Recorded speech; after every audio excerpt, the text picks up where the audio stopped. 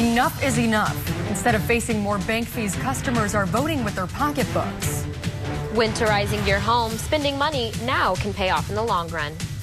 And bridging the achievement gap, providing an equal education has its challenges. KOMU 8 News at 10 starts now. From Studio 8A, coverage you can count on in high definition. This is KOMU 8 News at 10. Protesters tried to send a message to some of the nation's biggest banks today. Good evening, I'm Brianna Jones. And I'm Danielle McCarthy. Consumers protesting a range of new bank fees declared today to be Bank Transfer Day and urged customers to take their business elsewhere. Brian Moore has the story. Unemployment checks have stopped coming for most out-of-work Americans. That's because many of those no longer receiving benefits have been without a job so long they no longer qualify. Early last year, 75% of the unemployed were getting unemployment checks. Now it's less than half.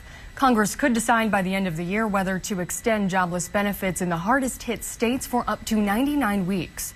The Census Bureau says unemployment benefits helped prevent 3.2 million Americans from slipping into poverty last year. And that clears southeast. Fire crews from as far away as North Carolina are in Missouri this weekend trying to keep a fire at Mark Twain National Forest under control. 3 fires started Wednesday. The largest is about 5,000 acres wide. Fire crews got some help by the recent rain, but they won't see rain again until next week. Forest officials believe the fire is an act of arson. One ranger suggested the fires were started by residents who are unhappy with landowners who don't allow hunters on their land. More than 1/3. The gap between rich and poor. It's one of the things they're protesting on Wall Street. But what about the gap in our schools? Coming up, the challenges of closing the achievement gap in Columbia Public Schools. Sunshine and temperatures in the mid-50s. Thanks so much, Elizabeth. That was really great. Looks like some good weather coming up at the end of the week. Yeah. Carl Edwards led for more than 60 laps at today's nationwide series event.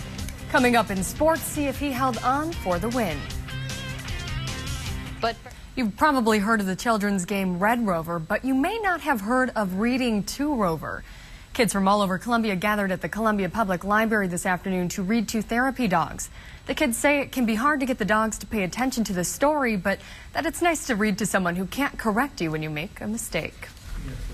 that'll do it for KOMU 8 News at 9. If you just can't get enough, head over to our webpage, KOMU.com.